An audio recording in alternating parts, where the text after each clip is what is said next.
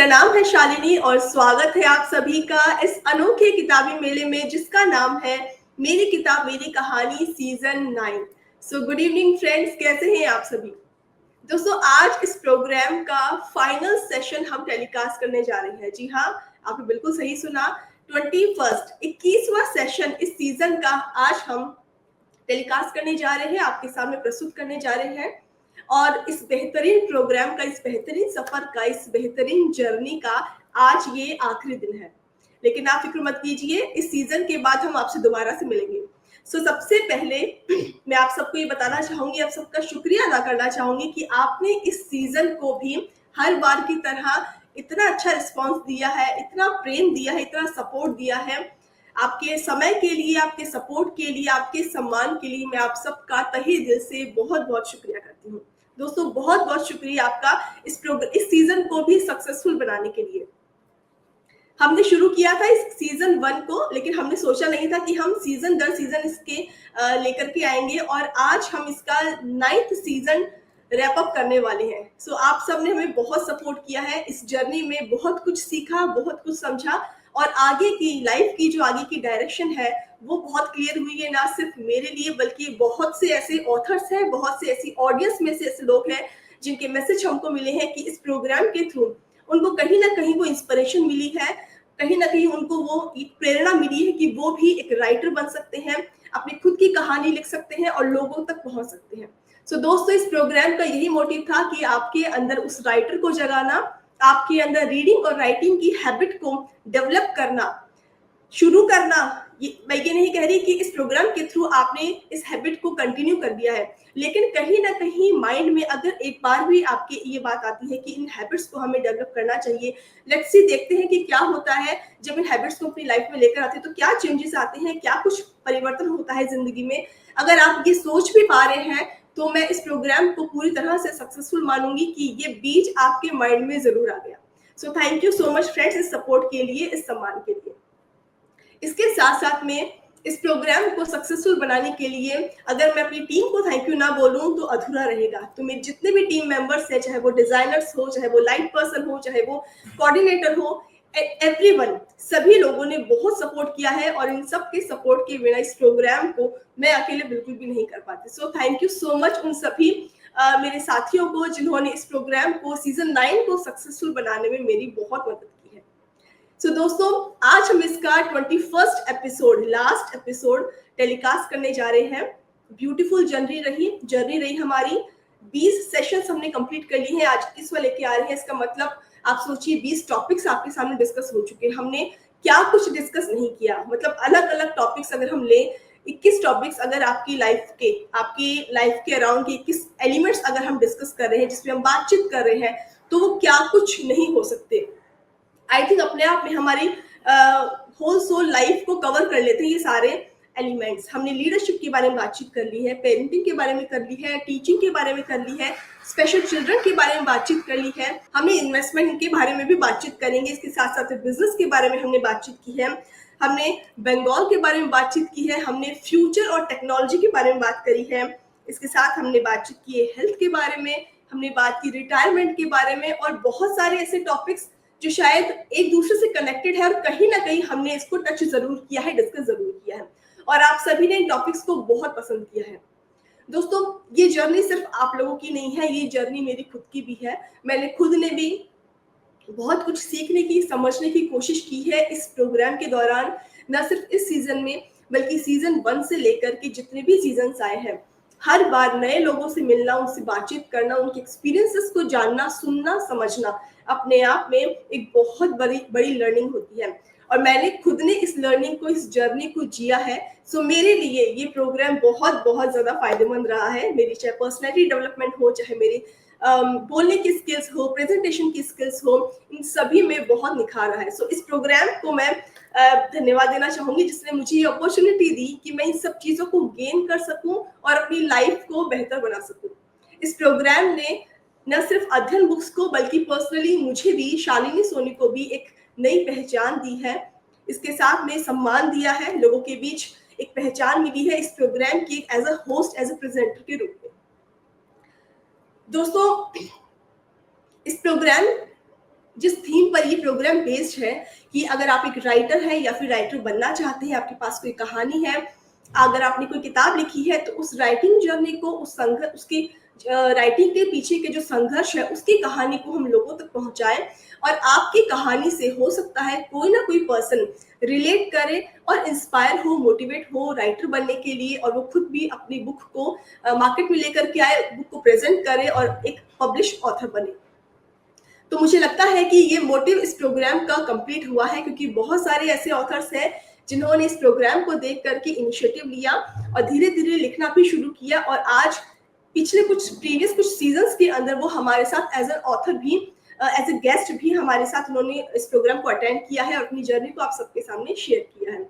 सो मैं आपसे ये रिक्वेस्ट करना चाहूंगी कि दोस्तों, आपके पास भी अगर कोई कहानी है, या आप भी कुछ लिखना चाहते हैं, या फिर आप लिख चुके हैं, आप एक राइटर हैं और लोगों तक अपनी जर्नी को पहुंचाना चाहते हैं, तो आपके लिए ये एक परफेक्ट प्लेटफॉर्म है। आप इस प्लेटफॉर्म में हमारे साथ जुड़िए और एज अ गेस्ट आप जुड़ सकते हैं, अपनी कहानी को, अपनी राइटिंग जर्नी को लोगों तक पहुंचा सकते हैं। सो इसके लिए जो अगला सीजन होगा उसकी डिटेल मैं आपके साथ बाद में शेयर करूंगी, लेकिन आज के सेशन में आज का सेशन एक वजह से और महत्वपूर्ण है, खास है। वो इस वजह से क्योंकि प्रीवियस सीजन की जो बुक है, को ऑथर बुक प्रोजेक्ट है, उसको आज हम लॉन्च करने वाले हैं, लेकिन ये जो लॉन्चिंग का सेशन होगा वो होगा प्रोग्राम की एंड में। इससे पहले मैं आपको आज के सेशन को कंप्लीट करवाना चाहूंगी, और आज के ऑथर को ज्यादा वेट नहीं करवाएंगे, उनको मैं इंट्रोड्यूस करना चाहूंगी। आज के सेशन में हम बात करने वाले हैं इन्वेस्टमेंट के बारे में, इन्वेस्टिंग के बारे में, फाइनेंस के बारे में। इन सब के बारे में तो हम बात करेंगे, क्योंकि आई नो कि जब हम इन्वेस्टमेंट का वर्ड सुनते हैं तो हमें हमारे माइंड में पिक्चर क्लियर आती है कि फाइनेंस के बारे में बातचीत होगी, बिजनेस के बारे में बातचीत होगी। लेकिन आज के ऑथर ने इस किताब में न सिर्फ इन्वेस्टमेंट के बारे में बातचीत की है, बल्कि इसके साथ साथ कैसे आप ह्यूमन साइकोलॉजी को यूज कर सकते हैं, ह्यूमन साइकोलॉजी को बेस बनाकर के इन्वेस्टमेंट में कैसे सक्सेस पा सकते हैं, इसके बारे में बातचीत की है। जब हम इन्वेस्टमेंट के बारे में बात करते हैं तो एक इन्वेस्टर के मन में या इन्वेस्टर को इन्फ्लुएंस करने के लिए कुछ ऐसे एलिमेंट्स होते हैं जो कि ऑथर ने किताब में भी डिस्कस किए हैं, लाइक फियर, ग्रीड, आपका ओवर कॉन्फिडेंस या फिर सोशल प्रेशर। ये कुछ ऐसे एलिमेंट्स हैं जो कि आपको जरूर इम्पैक्ट करते हैं, आपको प्रभावित करते हैं जब आप कोई डिसीजन लेते हैं। तो कैसे आप इन सब चीजों से बच सकते हैं, सही डिसीजन ले सकते हैं, इन सब के बारे में बातचीत करने वाले हमारे आज की ऑथर के साथ। सो इससे पहले कि हम प्रोग्राम को शुरू करें, उनका एक क्विक इंट्रोडक्शन मैं आपके साथ शेयर कर रही हूँ ताकि आप उनके साथ इजीली कनेक्ट कर पाए। सो जो ऑथर आज हमसे जुड़ रहे हैं, ये एक सीजन फाइनेंस प्रोफेशनल है जिन्होंने अपना पूरा करियर फाइनेंस और इन्वेस्टर साइकोलॉजी को डिकोड करने में लगाया है। 20+ ईयर्स के एक्सपीरियंस के बाद इन्होंने ये रियलाइज किया कि मार्केट्स को समझने के लिए सिर्फ डेटा काफी नहीं है, बल्कि इमोशंस और बेसिक्स का रोल भी इक्वली इंपॉर्टेंट है। इनका मिशन है कि लोग मार्केट से डरे नहीं, बल्कि अपनी थिंकिंग को मास्टर करके स्मार्ट डिसीजंस लें। तो विदाउट एनी फर्दर डिले बुलाना चाहूंगी हमारे आज के स्पेशल गेस्ट ऑथर को, जिनका नाम है mister Avinash Nikam. Hello mister Avinash, good evening, कैसे हैं आप? एकदम बढ़िया शालीन जी, कैसे आप? मैं बहुत बढ़िया हूँ और मैं बहुत बहुत स्वागत करती हूँ आपका हमारे प्रोग्राम में। कैसा फील कर रहे हैं सर? आज इस सीजन का लास्ट सेशन हम टेलीकास्ट करने जा रहे हैं, आपके साथ हम क्लोजिंग सेरेमनी करेंगे। So how are you feeling? एकदम बढ़िया फील कर रहा हूँ, और जो आपने मेरा इंट्रोडक्शन दिया उसके लिए तो थैंक यू वेरी मच। और अध्ययन के साथ जुड़ने के बाद जो मेरा बुक आ रहा है और जो ये प्लेटफॉर्म पे अभी मेरा जो बुक पब्लिश होगा उसके वजह से जो मुझे रीच मिलेगा, उसके लिए thank you very much. Thank you so much sir. So now Avinash ji, मैंने आपका इंट्रोडक्शन दिया, लेकिन छोटा सा इंट्रोडक्शन था, हम आपसे भी जानना चाहेंगे। आप प्लीज अपने बारे में बताइए थोड़ा, आप कहाँ से बिलोंग करते हैं, फैमिली बैकग्राउंड क्या है, और इस राइटिंग जर्नी में आप यहाँ तक कैसे पहुंचे? मैं बेसिकली एक रूरल एरिया कराड़ करके है महाराष्ट्र में, एक तालुका है सतारा डिस्ट्रिक्ट में, वहाँ से बिलोंग करता हूँ। और मेरा पूरा एजुकेशन जो फाइनेंस का ग्रेजुएशन हुआ वो वहीं से हुआ है। और मेरे मम्मी मेरी टीचर थी, मेरे पिताजी इंटेलिजेंस ब्यूरो आईबी में थे, और उनको 1994 में स्वीकृति अवार्ड जो राष्ट्रपति शंकर दयाल शर्मा जो हमारे राष्ट्रपति थे उनके उन्होंने दिया था, जो एक नॉन करप्ट ऑफिसर को दिया जाता है, और वही हमारा एक अचीवमेंट था जो अभी तक का है, जहाँ से जिस वजह से हमें हमारे गांव में एक अच्छा एक फैमिली की तरह जाना जाता है। और मेरी वाइफ एक्सेंजर में एक आईटी में है। मुझे 2 लड़कियां हैं। मेरी बड़ी बेटी मुझे मेरे काम में हेल्प करती है। Oh, very nice. Okay. So now, Avinash ji, reading and writing, I am sure जिस प्रोफेशन में अभी आप हैं काफी पढ़ना पड़ता है, चाहे आप कोर्स की बुक्स मान लीजिए या फिर अपने टॉपिक से रिलेटेड मान लीजिए। इन दो हैबिट्स का, रीडिंग और राइटिंग का, आपकी लाइफ में कितना इम्पैक्ट रहा है, कितना चेंज किया है इसने आपकी लाइफ को? एक्चुअली पढ़ना मुझे शुरू से ही पसंद है। मुझे लगता है कि जो किताब आप पढ़ते हो वो सिर्फ आपको सोचने पे मजबूर, एक्चुअली सोचना मुझे पहले से ही पसंद है। जो किताब आप पढ़ते हो वो सिर्फ आपके जिंदगी में बदलाव नहीं लाती। अगर आप उस किताब को अगर दूसरों के लिए आप शेयर करोगे तो उनके जिंदगी में भी आप बदलाव ला सकते हो। तो किताब जब भी मैं पढ़ता था तब मैं नोट्स निकालता था। उसके निकालते मुझे ऐसा एहसास हुआ कि मैं जो नोट्स निकाल रहा हूँ तो मैं मेरे खुद के थॉट्स भी उसमें डाल रहा था। और इसी दरमियान मैंने 2022 में एक यूट्यूब चैनल मेरा शुरू किया। तो यूट्यूब चैनल में खुद को कंटेंट भी मैं लिखने लगा। तो जैसे मैं खुद के कंटेंट लिखने लगा तो मुझे एहसास हुआ कि मैं लिख भी सकता हूँ। और अच्छी तरीके से मेरे खुद के थॉट्स लिखने के दौरान मैंने अभी तक जो किताबें पढ़ी थी और जो मैं लिख रहा उसको रिलेट करके मैंने सोचा कि मेरा बुक भी मुझे लिखना चाहिए। और इसी दौरान क्या हुआ कि मैं एक्चुअली फाइनेंस बैकग्राउंड से हूँ। तो पढ़ने के लिए मुझे जो मोटिवेट किया तो मेरे गुरु है जैसे वॉरेन बफेट जी है, उन्होंने ही मोटिवेट किया। क्योंकि वो कहते हैं कि 500 पेजेस वो दिन के आज भी पढ़ते हैं। और नावल रविकांत जी जिनको हम आइडल मानते हैं, उन्होंने भी कहा है कि आपको रीड अ लॉट, जितना आप पढ़ोगे उतना आप अच्छी तरीके से लोगों को समझा सकते हो और खुद भी लिख सकते हो। और ये सब चीजों को अगर जब मैं इकट्ठा करके देख रहा था तो मुझे लगा कि मुझे भी लिखना चाहिए। जो रीडिंग की हैबिट है उससे मुझे प्रेरणा मिली कि मैं लिखूं अच्छा। जी बिल्कुल। सो इसका मतलब ये हुआ कि जितना ज्यादा आपने पढ़ा, आपको पढ़ने का क्योंकि शुरुआत से शौक था, आपको पढ़ना अच्छा लगता था, लेकिन उन चीजों ने आपको आपकी प्रोफेशन में हेल्प की। साथ साथ में कई चीजें अपने आप ही इकट्ठी होती जाती है। जिस प्रोफेशन में हम होते हैं, जो वर्क हम करना चाहते हैं, उसमें ये हैबिट्स हमारी हेल्प करती है। सो फ्रेंड्स, रीडिंग और राइटिंग इस तरह से आपकी हेल्प कर सकती है, आप सोच भी नहीं पाएंगे कि किस मोड़ पर किस काम में उन चीजों ने आपकी हेल्प कर दी है, उन हैबिट्स ने हेल्प की है। सो ये दोनों हैबिट्स आपको कभी भी नुकसान नहीं पहुंचाएंगी बल्कि फायदा देंगी। तो इन हैबिट्स को अपनी लाइफ में जरूर जरूर डेवलप कीजिए। जी। सो अविनाश जी, राइटिंग जर्नी की अगर हम बात करें तो आपने कब शुरू किया, कब सोचा कि मुझे अब बुक लिखनी चाहिए, अब मुझे राइट कुछ लिख, मतलब इस बुक के बारे में अगर हम बात करें तो इस बुक की जर्नी कितना टाइम पहले शुरू किया आपने? एक्चुअली ये बुक मैंने 1 साल पहले ही लिखना शुरू किया। इसका जो जो ट्रिगर पॉइंट था वो ये था कि मुझे ऐसा लगा कि लोगों को फाइनेंस समझ तो रहा है, लेकिन जब वो अपनी जिंदगी में उसको उतारना चाह रहे हैं तो सिर्फ टेक्निकल चीजों को ही वो देख रहे हैं, बल्कि फाइनेंस एक साइकोलॉजी भी है। तो साइकोलॉजी को वो समझ नहीं रहे थे। तो मुझे ऐसा लगा कि जो अभी तक किताबें हैं अभी मार्केट में अवेलेबल, वो सारे बहुत टेक्निकल और इस तरीके से उनके वर्ड्स है जो एग्जाम्पल दिए हुए नहीं है। बहुत टेक्निकल वर्ड्स होने की वजह से जो नॉर्मल इन्वेस्टर रहते हैं उनको वो समझ नहीं आता। तो मैंने ये सोचा कि अगर हम बेहतरीन तरीके से और अच्छे और एकदम सहज लैंग्वेज में अगर लोगों को समझाए तो लोगों को ये समझ में आएगा और लोगों को जिंदगी में वो अगर उनके जिंदगी में वो चीजें सब आए तो उनके फाइनेंशियल जर्नी बहुत आसान हो जाएगी। तो यही सोच के मैंने कोशिश की और एकदम सिंपल वर्ड में मैंने बुक लिखना स्टार्ट कर दिया। ब्यूटीफुल। सो फ्रेंड्स, अगर आपको लगता है कि इन्वेस्टमेंट जो एरिया है या टॉपिक है ये बहुत हार्ड है या आपकी समझ के बाहर है, तो ऐसा बिल्कुल भी नहीं है। जैसा कि अविनाश जी बता रहे हैं कि नंबर्स के गेम के साथ साथ में आपको ह्यूमन साइकोलॉजी को समझना जरूरी है। अगर आप वो समझ पाते हैं तो इन्वेस्टमेंट को आप इजीली समझ पाएंगे। और इस किताब में बहुत ही सिंपल शब्दों में, सिंपल भाषा में इन्होंने इस पूरे टॉपिक को अच्छे से डिफाइन किया है। तो अगर आप इन्वेस्टमेंट के बारे में जानना चाहते हैं तो ये बुक आपके लिए परफेक्ट है। ट्राई जरूर कीजिएगा, पढ़ने की कोशिश कीजिएगा। आपको बहुत सिंपल वर्ड्स में इन्वेस्टमेंट के बारे में बहुत कुछ जानने को मिल जाएगा और इजीली समझ में भी आ जाएगा। अविनाश जी, इस किताब को लिखने के लिए किसने आपको मोटिवेट किया? आपने ट्रिगर पॉइंट तो बता दिया हमें, बट मोटिवेट किसने किया, किसने आपकी हेल्प की, किसको आप क्रेडिट देना चाहोगे? जैसे कि मैंने आपको बताया, मैंने मेरा एक यूट्यूब चैनल चालू किया था और उसी टाइम पे 2022 में मेरे साथ प्राची करके मेरी एसोसिएट है, वो जुड़ गई। वो उसके साथ हम ये बातें करते थे कि ये जो हम बात कर रहे हैं, लोगों को समझा रहे हैं, जो अवेयरनेस प्रोग्राम ले रहे हैं, वो कभी-कभी हम अगर किताब में अगर उतारे और किताब लोगों के हाथ में आई, तो किताब पढ़ के लोग अपनी ज़िंदगी में अच्छी तरीके से एक बदलाव ला सकते हैं। लेकिन वो हमेशा सिर्फ प्लान ही रहता था, कभी वो एग्जीक्यूट नहीं होता था। लेकिन एक बार प्राची ने मुझे बोला कि आप टाइम निकालिए, आपका पूरा बैकएंड मैं देख लूँगी। आप पूरा टाइम निकाल के अगर पढ़ना और लिखना चालू कर देंगे रोज़ थोड़ा-थोड़ा, तो आपका किताब एक दिन पूरा हो जाएगा। और प्राची ने ही मुझे हेल्प किया और उसी की वजह से मैं पूरा श्रेय उसी को देना चाहूँगा। उसी की वजह से आज ये मुझे मेरा किताब पब्लिश होने जा रहा है।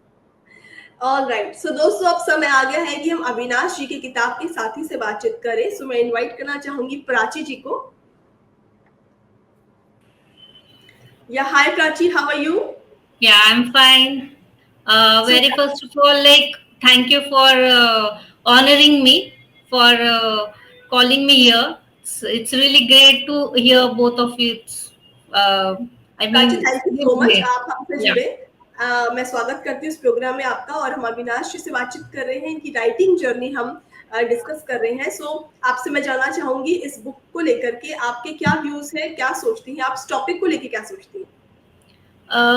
टॉपिक इज लाइक, जैसे अविनाश सर ने बोला कि everybody thinks when finance comes, whenever there is a word called finance, वो इट्स कॉम्प्लिकेटेड या नहीं हो पाएगा, या स्पेशली जो लेडीज है, ये तो इनके लिए तो लाइक हस्बैंड्स है ये करने के लिए।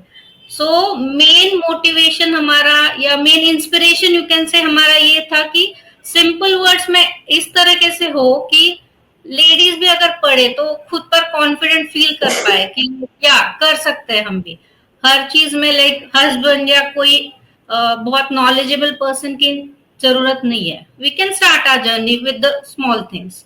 सो मेन अविनाश जी का भी यही था कि हर किसी को सिंपल लैंग्वेज ज्यादा अच्छे से समझ में आती है रादर देन द बड़े बड़े बिग टेक्निकल वर्ड्स।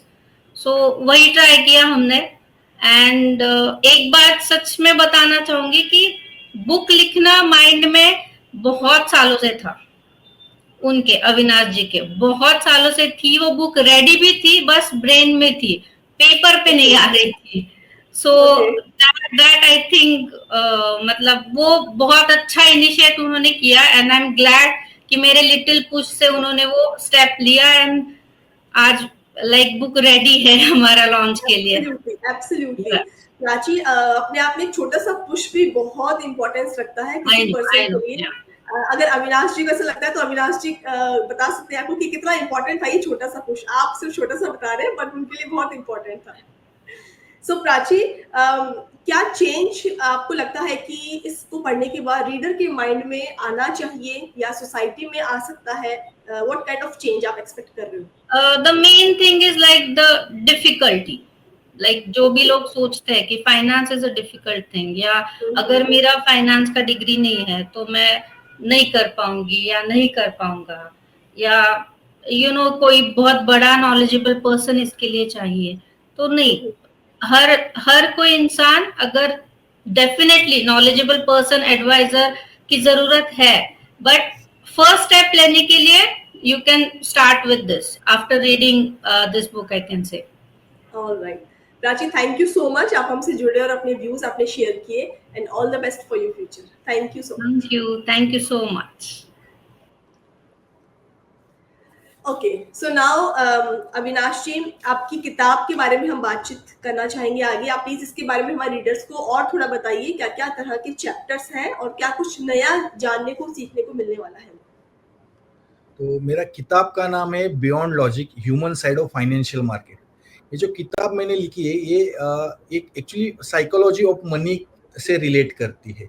इसका एक्चुअली अगर हम जब पैसे की बात करते हैं तो पैसे की बात और इन्वेस्टमेंट की बात करते हैं तो इम्पोर्टेंट हमें ये है कि हम जनरली क्या देखते हैं कि इन्वेस्टमेंट कहाँ करनी चाहिए, कैसी करनी चाहिए, कौन से एसेट क्लास में करनी चाहिए।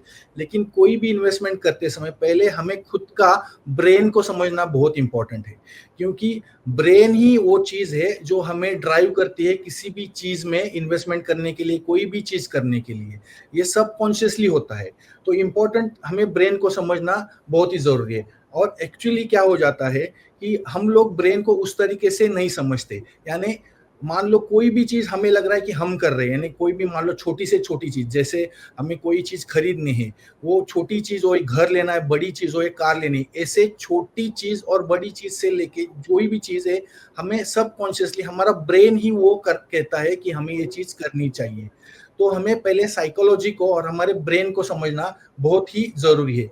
जैसे कि अगर मैं आपको बोलूँ कि जैसे ही स्टॉक मार्केट में हम इन्वेस्टमेंट करते हैं, तो हमें लगता है कि हम स्टॉक मार्केट को बहुत अच्छी तरीके से जानते हैं, लेकिन स्टॉक मार्केट में लॉजिक नाम की कोई चीज़ नहीं रहती। यही मैंने बुक में लिखने की कोशिश की है। बियॉन्ड लॉजिक, सब लॉजिक के परे रहता है। अगर एक स्टॉक मैंने चुन लिया और मुझे लग रहा है कि ये मैं इसलिए खरीदूंगा क्योंकि आज इसका भाव ऊपर जाने वाला है, क्योंकि इसके रिजल्ट अच्छे आने वाले इस कंपनी के, और सही मायने में उस कंपनी के रिजल्ट अच्छे आते भी है।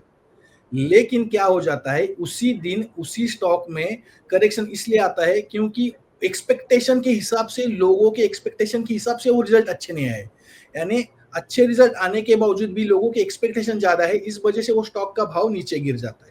अब नीचे तो आ गया, लेकिन सेम डे पे उसी स्टॉक के एक सेम सेक्टर से रिलेटेड गवर्नमेंट की न्यूज आती है वो सेक्टर पे कि सेक्टर में कुछ तो ऐसा बड़ा अनाउंसमेंट हो जाता है, और फिर वो जो नीचे गिरा हुआ भाव ऊपर आ जाता है। यानी जो हमने खरीदा है ऊपर जाने के लिए, उन स्टॉक नीचे भी आ गया, फिर ऊपर भी गया।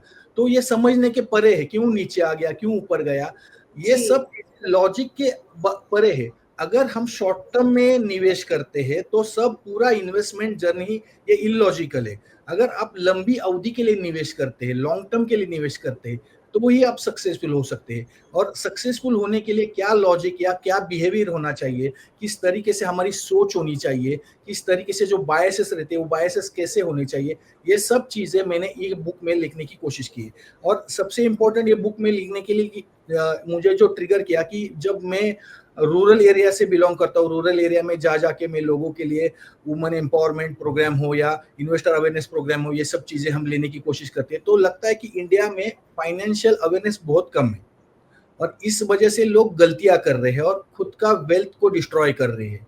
अगर बुक मेरे से जो मैं बुक लिख रहा हूँ उसके वजह से अगर कुछ लोगों को फायदा हो और उनकी वेल्थ बन जाए, तो मेरे लिए यही बड़ी अचीवमेंट है, और इसीलिए मैंने लिखना शुरू किया है। एब्सोल्युटली। दोस्तों, आज हम बात कर रहे हैं अविनाश निकम जी से, और इन्वेस्टमेंट, निवेश के बारे में हम बातचीत कर रहे हैं। इनकी बुक इसी टॉपिक पर बेस्ड है। और अगर आप निवेश के बारे में जानते हैं, थोड़ा बहुत समझते हैं, लेकिन अगर ह्यूमन साइकोलॉजी को नहीं समझते हैं, तो शायद आप इस टॉपिक को अभी पूरा नहीं जानते। इसलिए जरूरी है नंबर्स के साथ साथ में आप लॉजिक के बियॉन्ड जाकर के आप साइकोलॉजी को समझिए, इसके जो ट्रेड्स इसके हैं उसके तरीके को समझिए, आप उसके बिहेवियर को समझिए, तब आप इसमें जो है वो ज्यादा सक्सेस पा सकते हैं। और इसके बारे में आज हम बात करने वाले हैं, तो हमारे साथ एंड तक बने रहिएगा, क्योंकि बहुत सारे टिप्स, बहुत सारी बातें और बहुत सारे एलिमेंट्स के बारे में बात करने वाले अविनाश जी इस किताब के माध्यम से। अविनाश जी, आपने भी कहा कि बिहेवियर को अगर आप समझते हैं, तो क्योंकि लॉजिक इसमें कोई नहीं है, क्यों ऊपर जा रहा है, क्यों नीचे जा रहा है, अगर हम बिहेवियर को समझेंगे तो क्या जो इन्वेस्टर है वो इमोशंस में आके अगर डिसीजन लेता है तो क्या वो गलत नहीं हो सकता? तो उसको क्या इमोशनली आगे बढ़ना चाहिए या फिर प्रैक्टिकली, लॉजिकली सोचना चाहिए? कैसा कॉम्बिनेशन रखना चाहिए इन्वेस्टर को? शालिनी जी, मैं एक बात कहना चाहूँगा कि आज के डेट में जो भी निवेश लोग कर रहे हैं वो रैशनल तरीके से नहीं कर रहे। अब पहले ये समझना ज़रूरी है कि रैशनल इन्वेस्टर क्या होते हैं। रैशनल इन्वेस्टर वो होते हैं जो समझ के, सोच के, अपने फ्यूचर के गोल्स को, नीड्स को देख के निवेश करे। जहाँ वो निवेश कर रहे हैं वो निवेश सही है या सिर्फ ग्रीड के वजह से आप कर रहे, थोड़े से रिटर्न के वजह से आप जा रहे हैं, ये सब देख के जो करता है वो रैशनल इन्वेस्टर लेता है। लेकिन आज के डेट में 80% इन्वेस्टमेंट जो भी लोग कर रहे हैं वो इरेशनली कर रहे हैं, सोच के समझ के नहीं कर रहे, सिर्फ ग्रीड के वजह से कर रहे हैं। शॉर्ट टर्म में मुझे ऐसा कुछ पैसा मिले जो पैसा मुझे मेरे वेल्थ में या मुझे मुझे रीच फील कराए, मैं जैसे एकदम बड़ा बन जाऊं, ये सोच के ही लोग कर रहे हैं। इसलिए लोगों को आज के डेट में अगर आप देखोगे तो जो भी डिसीजन ले रहे हैं वो रैशनली नहीं ले रहे, इरेशनली ले रहे, इसीलिए लोगों को बड़ा नुकसान हो रहा है। अगर मैं एग्जांपल देना चाहूँ तो अगर आप देख सकते हो कि आज के डेट में कोविड के बाद लोगों ने जो निवेश किया, उसके बाद 3-4 साल अगर देखोगे तो मार्केट में बहुत अच्छे रिटर्न आए। इसके वजह से लोगों की सोच ऐसी हो गई कि मैं भी निवेश करूं, क्योंकि एक दूसरे को देख के कर रहे, हर्ड मेंटेलिटी रहती है। इस हर्ड मेंटेलिटी की वजह से क्या हुआ कि लास्ट 1.5-2 सालों में जिन्होंने भी निवेश किया वो पूरे के पूरे ऐसे माइनस में है, घाटे में है। अब लोग सोच रहे कि पहले तो प्रॉफिट हुआ, मुझे अब लॉस क्यों हो रहा है। ये सब लोगों को समझ नहीं आ रहा है क्योंकि इसमें इमोशंस आ गए हैं। दूसरा चीज क्या हो जाता है कि लोग जब भी निवेश करते हैं तो उनके पास बहुत लिमिटेड अमाउंट रहता है इन्वेस्टमेंट करने के लिए, और उसके वजह से वो निवेश अगर कर रहे हैं और उनके पास पैसा अगर खत्म हो गया और मार्केट में वोलेटिलिटी बढ़ गई, तब उन्हें लगता है कि अगर ये पैसा डूब गया तो मेरा क्या होगा। एक ये चीज है।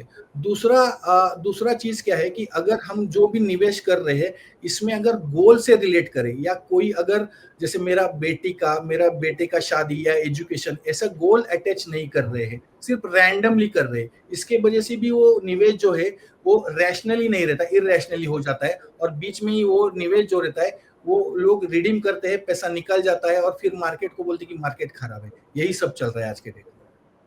जी बिल्कुल, बिल्कुल सही कह रहे हैं आप कि लोग जो सोच समझ के नहीं ले रहे डिसीजंस। वो कहते हैं ना कि देखा देखी, अगर ये पर्सन इन्वेस्टमेंट कर रहे हैं तो हमें भी वहां करना चाहिए। चीजों को लॉजिकली भी थोड़ा बहुत देख करके फिर इसमें आगे बढ़ना चाहिए, अदरवाइज अगर जब फेलियर आता है तो वो चीज हैंडल नहीं हो पाती है। तो मैं आगे आपसे यही पूछना चाहूंगी अविनाश जी की फेलियर सक्सेस तो हम देख लेते हैं बहुत जगह पे, जब हमारे पास्ट के ट्रेड्स बहुत ज्यादा सक्सेसफुल होते हैं और सही जगह पर लगते हैं तो बहुत खुशी होती है, सक्सेस मिलती है। लेकिन जब एक बार हमें फेलियर का सामना करना पड़ता है तो वो चीज हैंडल नहीं होती। फेलियर को हैंडल कैसे किया जाए? देखो, फेलियर का अगर आपको हैंडल करना है तो इम्पोर्टेंट है कि हमें ये देखना है कि जो मार्केट में सक्सेसफुल निवेशक है उन्होंने क्या किया है, ये सबसे इम्पोर्टेंट है। उनको पढ़ना और उनको देखना चाहिए।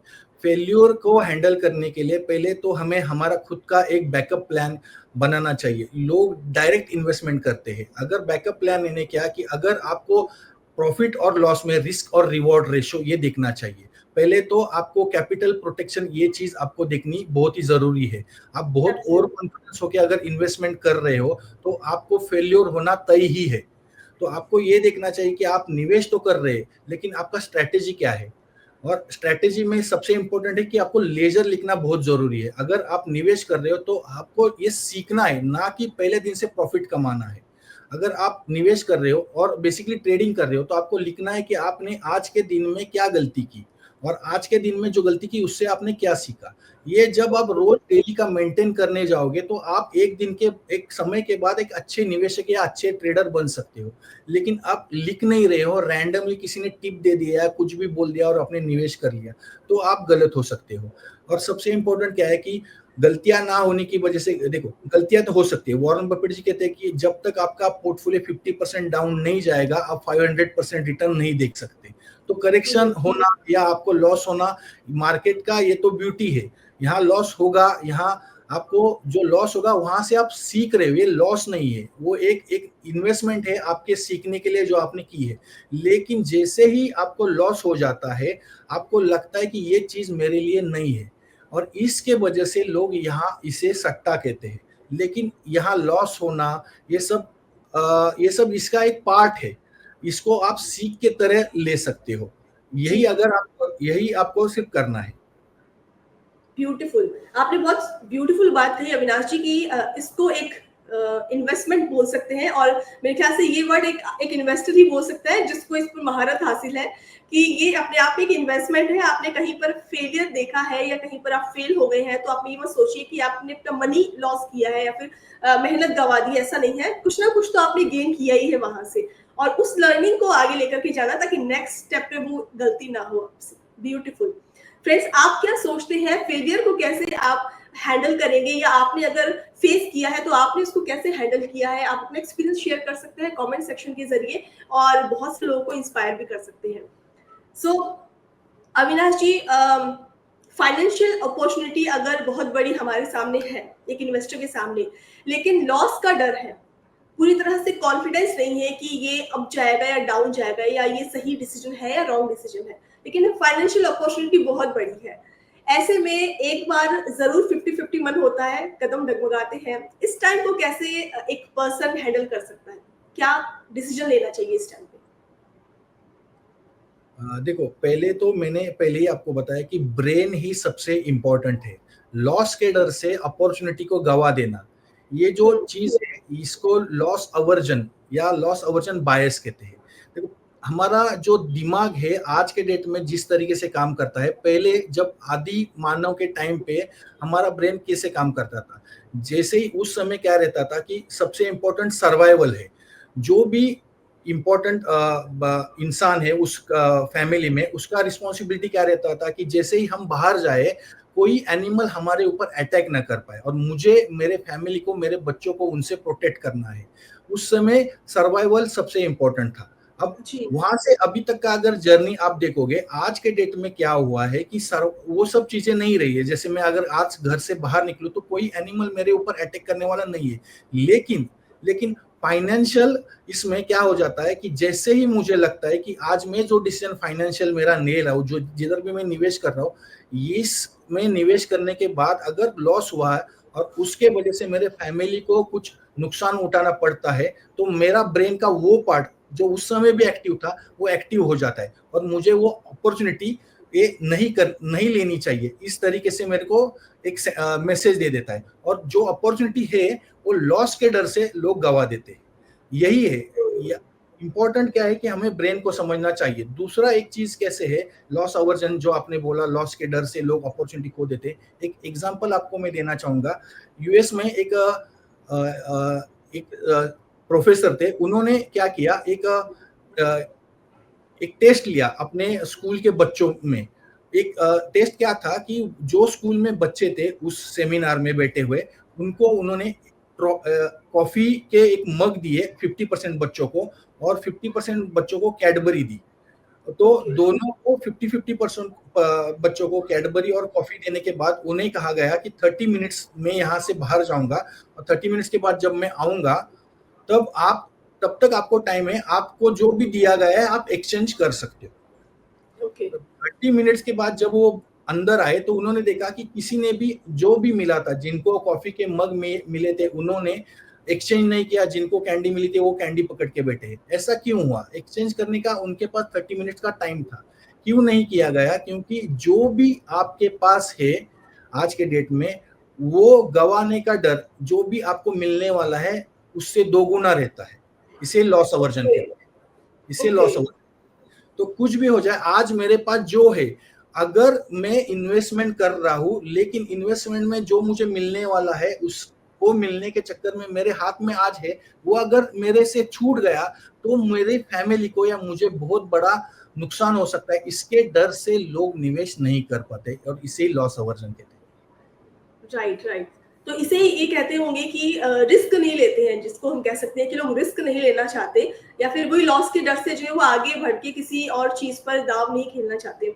आई एम श्योर आर्टिफिशियल इंटेलिजेंस ने भी काफी इम्पैक्ट डाला होगा इस प्रोफेशन में, इस सेक्टर में, क्या कहते हैं आप? आज के डेट में एआई का इम्पैक्ट बहुत ज्यादा है। जैसे अल्गो ट्रेडिंग आया है मार्केट में, आज के डेट में सब लोग साइकोलॉजी को नहीं देख रहे हैं, पूरा अल्गो में सिस्टम लगा के ट्रेडिंग कर रहे हैं, इन्वेस्टमेंट कर रहे हैं। ये मुझे नहीं लगता आगे जाके कितना सक्सेसफुल होगा, क्योंकि एक हद तक ये सक्सेसफुल हो सकता है। मार्केट में इतना अनसर्टेनिटी है, जियोपॉलिटिकल इशू अचानक से हो जाते हैं। कंप्यूटर में जो डेटा फीड किया जाता है वो सिर्फ हाई फ्रीक्वेंसी, जैसे फ्यूचर ऑप्शन हो, ये सब चीजें, जैसे शॉर्ट टर्म ट्रेडिंग जैसे इंट्राडे है, फ्यूचर ऑप्शन है, वही वो काम में आ सकता है। लेकिन अगर आप लंबे अवधि के निवेशक है और 10 साल 15 साल देख के अगर निवेश कर रहे हो, तो उसमें मुझे ऐसा नहीं लग रहा है कि एआई का कितना इम्पैक्ट रहेगा। लेकिन शॉर्ट टर्म में अगर आप ट्रेडिंग कर रहे हो तो जरूर आपको इस सब चीजों का हेल्प लेना चाहिए। शॉर्ट टर्म में इसका बेनिफिट हो सकता है। एब्सोल्युटली।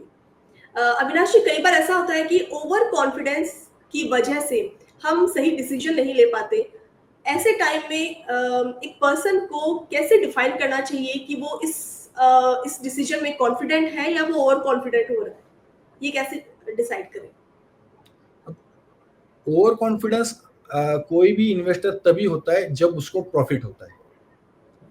ओके। वो पहले ही इन्वेस्टमेंट करते समय, देखो मार्केट में लोग कैसे आते हैं, मार्केट में लोग पहला एक रहता है रूल कि मैं आऊंगा तो मुझे लॉस नहीं होना चाहिए। ऐसा नहीं है मार्केट में आएगा तो आपको लॉस होगा। और जैसे ही वो आता है, मार्केट क्या करता है, हमेशा मार्केट एक ऐसी इस तरीके से चलता है कि नए इन्वेस्टर को पहले प्रॉफिट देगा ही देगा। इसको कहते हैं लकी, यानी क्या कहते हैं, आप पहले ही निवेशक रहते हैं, लक लक कहते हैं। पहले ही निवेश करने के बाद अगर आपको लक ऐसा चला कि आपको पैसा बनने लगा, तो आप खुद को स्किलफुल निवेशक या स्किलफुल ट्रेडर समझते हो। जैसे ही आपको लगेगा कि आप बहुत स्किलफुल हो, तो आप आपका निवेश का अमाउंट बढ़ा देते हो, लिवरेज करते हो, या कुछ भी ऐसी उल्टी सीधी चीजें करते हो जिससे आपको रिस्क रिवॉर्ड रेशो या कैलकुलेट रिस्क जो लेनी चाहिए वो नहीं लेते। और जैसे ही आप उस तरीके से करते हो, तो मार्केट क्या करता है, वोलेटिलिटी में पूरा पैसा आपका लॉस में कन्वर्ट हो जाता है। ओवर कॉन्फिडेंस जो रहता है वो एकदम थिन लाइन है। कॉन्फिडेंस और ओवर कॉन्फिडेंस में एकदम थिन लाइन है। आपको ये पहचानना होगा कि आप स्किलफुल निवेशक या स्किलफुल ट्रेडर हो, या आप ऐसे ही लकीली वो टाइम, किसी किसी को क्या रहता है, लक भी रहता है। कोई जैसे कोविड टाइम पे जिसने निवेश किया है उसको पैसा बना है, अभी 6-8 महीने पहले जिसने निवेश किया है उसको पैसा नहीं बना है। तो ये टाइम का और लक का भी फैक्टर रहता है, लेकिन इसमें लक नहीं, इसमें स्किल ही चलता है। ओवर कॉन्फिडेंस में नहीं जाना चाहिए। जैसे मैं अगर एग्जांपल दूं, लोग कहते हैं कि मुझे इंश्योरेंस की जरूरत नहीं है क्योंकि मैं तो हेल्दी हूँ, तो ये भी एक ओवर कॉन्फिडेंस है। या मुझे इन्वेस्टमेंट की क्या जरूरत है, मुझे एक सैलरी आ रही है। देखो आपकी जो सैलरी है वो आपको करोड़पति नहीं बनाती। जैसे लाखों की सैलरी आपको करोड़पति नहीं बनाती, आपका लाखों का इन्वेस्टमेंट आपको करोड़पति बनाता है। ये बहुत समझना जरूरी है। तो ये समझने के लिए ओवर कॉन्फिडेंस से निकल के आपको एक रैशनल इन्वेस्टर की तरह सोचना है, आपको लॉजिकली थिंकिंग करना है, और आपको खुद को एक इस तरीके से सोचना है कि आगे जाके जो भी लोगों ने निवेश किया है, जिन्होंने बड़ी वेल्थ बनाई है, वो किस तरीके से सोचते थे, वो ओवर कॉन्फिडेंट थे या नहीं थे, ये भी जरूरी है। और अगर अब मैं एग्जांपल देना चाहूँ कि ओवर कॉन्फिडेंस की वजह से ऐसा नहीं है कि सिर्फ छोटे छोटे निवेशक जिनका निवेश कम है उन्हें ही लॉस होता है। बड़े निवेशक, जैसे अगर आपको पता होगा तो बड़े बड़े इन्वेस्टर भी है जिनको लॉस हुआ है रैंडमली इन्वेस्टमेंट करने की वजह से, जो सडनली आते हैं और मोमेंटम में इन्वेस्टमेंट करते हैं। तो ऐसा नहीं है कि सिर्फ छोटे निवेशकों को ही नुकसान होता है, बड़े निवेशक भी है, उनको भी इसमें नुकसान होता है। एब्सोल्युटली। सो फ्रेंड्स, अगर आप एक इन्वेस्टर हैं या फिर बनना चाहते हैं, तो बहुत कुछ है सीखने के लिए, बहुत चीज़ों का ख्याल रखना है। और अगर आप ये जानना चाहते हैं बहुत सिंपल लैंग्वेज में, तो इस बुक को पढ़िए, जिसमें बहुत ही सिंपल भाषा में आपको कैसे इन्वेस्टमेंट आप कर सकते हैं, एक अच्छे और सक्सेसफुल इन्वेस्टर बन सकते हैं, ये सब कुछ बताया गया है। सो अविनाश जी, अब हम अपने अगले सेक्शन की तरफ आ चुके हैं, जिसे हमने नाम दिया है ऑथर्स कॉर्नर। तो ये मैं आपसे कुछ क्विकली क्वेश्चंस करूंगी, आपको उसका क्विकली आंसर देना है। सो हम शुरू करें? यस जरूर। तो मेरा पहला सवाल है आपसे, अपने आप को एक शब्द में डिफाइन कीजिए। एक शब्द में सब लोगों का ग्रोथ पार्टनर। ओके ओके, आपके अकॉर्डिंग सच्चा मित्र कौन होता है? सच्चा मित्र जो दुख में साथ दे और सुख में भी साथ दे, लेकिन सच्चा मित्र वही है जो हमें समझे, जिसे पता हो कि हम क्या सोच रहे हैं और उसे बोलने की जरूरत ना पड़े कि हमें क्या चाहिए या हमें क्या लग रहा है, उसे भी समझ में आए, वही सच्चा मित्र है। ओके, अगला सवाल है, आपकी राइटिंग जर्नी का सबसे टफेस्ट पीरियड क्या रहा? सबसे टफ पीरियड मेरा राइटिंग जर्नी का यही था कि मैं जब लिखना चालू करता हूँ तो किसी भी कारणवश वो बंद होता था और जो मोमेंटम है वो निकल जाता था। तो मोमेंटम बरकरार रखना है, ये अगर आपको करना है तो मोमेंटम एक बार ब्रेक हो गया तो फिर वो मोमेंटम लाने के लिए बहुत समय लगता है। Absolutely, absolutely. ओके, मेरा आखिरी सवाल है आपसे। आपके अकॉर्डिंग आपकी लाइफ की सबसे बड़ी अचीवमेंट क्या है? मेरी सबसे बड़ी अचीवमेंट आज के डेट में मुझे ये लग रहा है कि मैंने लास्ट 5 सालों में 65 नंबर ऑफ पीपल है जो 30 से लेके 40 के एज में है, उनको 1 सीआर एंड अबव पोर्टफोलियो करके दिया है। ये मेरा ब्यूटीफुल, अचीवमेंट है, ये मेरा अचीवमेंट है, ब्यूटीफुल, जिनको पुश करके मैंने वेल्थ बनाने में हेल्प की है। इनक्रेडिबल, रियली ऑसम अविनाशी। अगर हमें लगे कि हमारी लाइफ के थ्रू या हमारी विजडम के थ्रू किसी पर्सन की लाइफ में कुछ ऐड हुआ है, वो अपने आप में बहुत बड़ी सक्सेस होती है। जी। सो नाउ अविनाशी, ये सेगमेंट यहीं फिनिश होता है और आगे मैं आपसे जानना चाहूंगी कि आपकी जब किताब सबके सामने आई, ये टॉपिक सामने आया और सबको पता चला कि आप बुक लिख रहे हैं, तो कैसा रिस्पांस आपको मिला फैमिली के थ्रू, आपके जो जो आपके नजदीकी लोग हैं, आपके फ्रेंड्स हैं, उनके थ्रू कैसा रिस्पांस मिला? जब मैंने बुक लिखना चालू किया तो प्राची को पता था कि मैं बुक लिख रहा हूँ। मेरे फैमिली को पता चला तो बहुत अच्छा रिस्पांस मिला। और मेरा जो बुक है आज के डेट में, जैसे लोगों को पता चल रहा है ये टॉपिक और इस टॉपिक पे मैं लिख रहा हूँ, जैसे मैं लोगों से बात करता हूँ मैं इसी तरीके से बात करता हूँ जनरली, तो लोगों को ओके, बहुत अच्छा लग रहा है कि ये जो तुम लिख रहे हो हमें एक फॉर्मेट में मिल जाएगा, एक जगह मिल जाएगा। क्योंकि मैं पहले लोगों से बहुत बार मिलता था, अभी टाइम की वजह से नहीं मिलता, लेकिन मेरा जो बुक है वो बोलते हैं कि एक तुम ही हो हमारे पास, इस तरीके से बुक रहेगा। जैसे तुम ओके, बात करते बुक में, वैसे अगर तुमने लिखा है तो हमारे लिए बहुत अच्छा और फायदेमंद साबित होगा, और बहुत अच्छा रिस्पॉन्स मिल रहा है लोगों से। Okay, very good. सो अविनाशी, आई एम श्योर अभी तक जो लोग हमसे जुड़े हुए हैं, बातचीत को सुन रहे हैं, हमारी कॉन्वर्सेशन को, वो आपसे कनेक्ट हो चुके होंगे और आपसे पर्सनली गाइडेंस भी लेना चाहेंगे इन्वेस्टमेंट को लेकर। सो एनी कॉन्टेक्ट डिटेल जो आप शेयर करना चाहें हमारे साथ? मेरा कॉन्टैक्ट जी। डिटेल है, मेरा ईमेल आईडी है ak nikam0159@gmail.com, और मेरा और एक ईमेल आईडी है assetgarden.investments@gmail.com, और मेरा सो मोबाइल दोस्तों, नंबर है जी, मेरा मोबाइल नंबर है 7507786159। अगर आपको किसी भी चीज की जरूरत पड़े, मेरे मेल पे या मेरे मोबाइल पे आप कांटेक्ट कर सकते हैं। सो फ्रेंड्स, अगर आप अविनाश जी से पर्सनली कनेक्ट होना चाहते हैं, जो कि मुझे लगता है आई एम श्योर आप करना चाहेंगे, इन्वेस्टर्स को या जो इस फील्ड में आना चाहते हैं उनको बहुत ज़्यादा इंस्पायर किया इन्होंने, और ये किताब भी आपको बहुत पसंद आएगी, तो आप इनसे पर्सनली गाइडेंस ले सकते हैं, हेल्प ले सकते हैं, और इनकी कॉन्टेक्ट डिटेल हम आपके साथ कॉमेंट सेक्शन में भी शेयर करेंगे, वहाँ से आप इसको नोट कर लीजिए और आप इनसे गाइडेंस लेने के लिए पर्सनली ज़रूर कनेक्ट होइए। Avinash ji, any future plans regarding your writing? किसी और टॉपिक पर आप बुक लिखने की तैयारी कर रहे हो? यस, मैं एक बुक लिखने की मैंने शुरुआत की है। जैसे ये कंप्लीट हो गया और ये पब्लिशिंग के लिए जब गया तो मैंने पैरेलली ही 1-2 महीने पहले बुक लिखना शुरू कर दिया था। वो बुक मेरा है बिल्ड द प्रोसेस। आपको एक अनलॉक सिस्टम बनानी चाहिए जो आपको एक अनलॉक सक्सेस और बिल्ड द प्रोसेस, यानी जनरली क्या हो जाता है कि हम एक गोल पकड़ते हैं लेकिन गोल के प्रति हम कंसिस्टेंसी नहीं रख पाते। क्योंकि कंसिस्टेंसी इसलिए नहीं रख पाते क्योंकि हमारे पास कोई सिस्टम नहीं है। तो अगर सिस्टम हो और ये सिस्टम हम रेगुलर फॉलो करें तो निवेशक भी कोई भी बड़ी वेल्थ हासिल कर सकते हैं। इसलिए एक सिस्टम और एक प्रोसेस के रिलेटेड मैं बुक लिखने जा रहा हूँ। इसका नाम भी शायद मैं सोच रखा है, unlock success build the process करके। ऑलराइट, ओके अविनाश जी।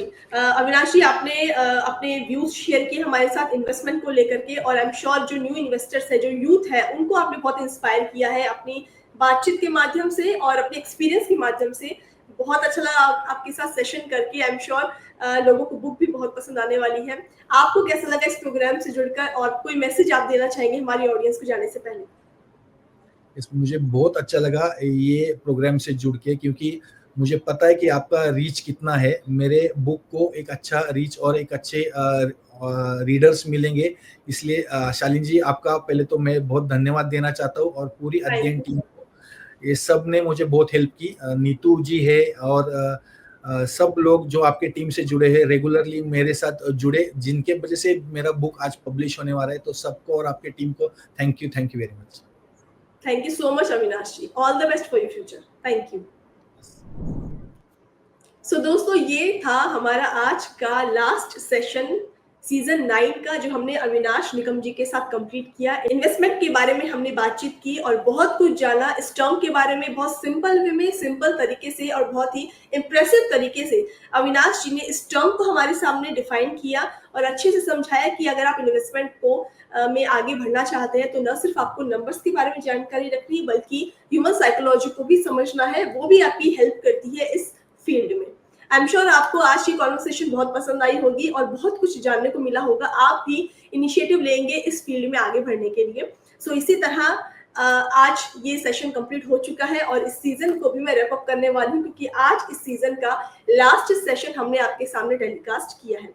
सो सीजन 9 आज फिनिश हो रहा है। 21 ऑथर्स हमने आपके सामने इंट्रोड्यूस करवाए हैं, 21 बुक्स हम आपके सामने लेकर आ चुके हैं और 21 राइटिंग जर्नीज आपके सामने आई है। कैसा लगा आपको हमारा ये सीजन? प्लीज कमेंट करके हमें बताते रहिए। ये सीजन ये सेशन आज फिनिश हो रहा है, लेकिन हम आपके सामने अगला सीजन बहुत जल्द लेकर आने वाले हैं।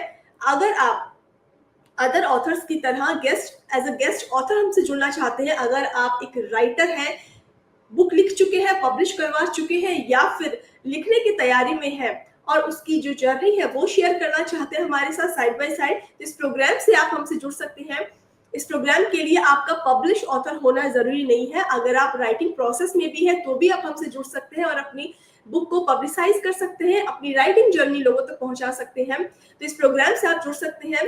किस तरह आप जुड़ेंगे, इसकी कॉन्टेक्ट डिटेल हम आपके साथ कमेंट सेक्शन में शेयर करेंगे। वहाँ कॉन्टेक्ट नंबर पर आप बातचीत कर सकते हैं और आगे की जो डिटेल्स है वो आप पा सकते हैं।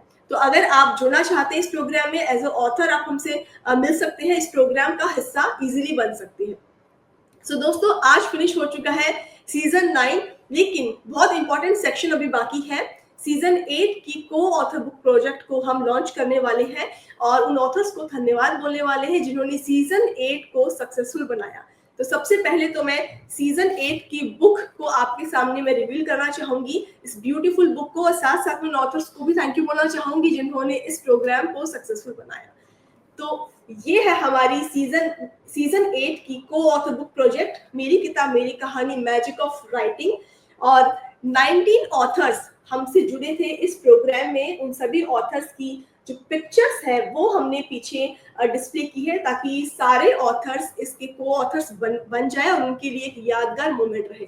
तो उन सभी ऑथर्स का मैं नाम लेके थैंक यू बोलना चाहूंगी, क्योंकि इसके बिना इस बुक को लॉन्च करना अधूरा होगा। सो आप सभी 19 ऑथर्स को मेरी पूरी टीम की तरफ से, मेरी तरफ से तहे दिल से शुक्रिया, जिनकी वजह से सीजन 8 को सक्सेसफुल बनाया गया। सो सबसे पहले मैं शुक्रिया अदा करूंगी डॉक्टर आचार्य का, Pankaj Vats ji, thank you so much, Dharamvir Singh ji, Nikhil Kumar ji, Parth Sarathi, Pratim Bhattacharya ji, Sharad ji, Aslam ji, doctor Puran Sharma ji, Tapas Sinha ji, thank you so much, Veena Pandita ji, Yogendra Lal ji, नीलम काजमी जी, योगेंद्र कौशिक जी, महेश मानकर जी, प्रियंका पांडे जी, डॉक्टर राकेश मित्तल जी, नवनीत मेहंदीरत्ता जी और पंकज के वत्स। सो दोस्तों इन 19 ऑथर्स का अगर आप मुझे अभी इस सेशन में देख रहे हैं तो आप सबका मैं बहुत बहुत धन्यवाद देना चाहती हूँ। आपकी वजह से हम सीजन 8 को सक्सेसफुली कंप्लीट कर पाए और आपकी को ऑथर बुक कंप्लीट है, बिल्कुल रेडी है। दोस्तों ये बुक अमेजोन पर अभी लाइव नहीं गई है।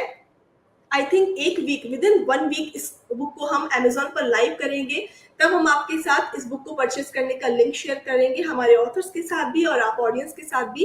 तब आप इस बुक को परचेज कर सकते हैं और इन 19 ऑथर्स की राइटिंग जर्नी को आप पढ़ भी सकते हैं, ना सिर्फ सुन सकते हैं, देख सकते हैं, पढ़ भी सकते हैं, जो कि बहुत जरूरी है।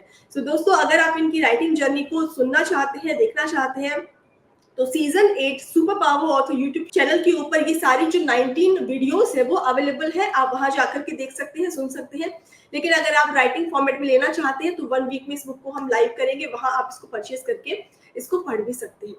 सो नाउ अब फिनिश होता है हमारा आज का सेशन। एक बार फिर से मैं आप सभी का धन्यवाद देना चाहती हूँ। ये सीजन आज मैं रैप अप कर रही हूँ। आप सभी के समय, आप सभी के सम्मान और आप सभी के सहयोग की वजह से सीजन 9 को हम कंप्लीट करने जा रहे हैं और सीजन 10 हम आपके सामने लेकर के आएंगे बहुत जल्द।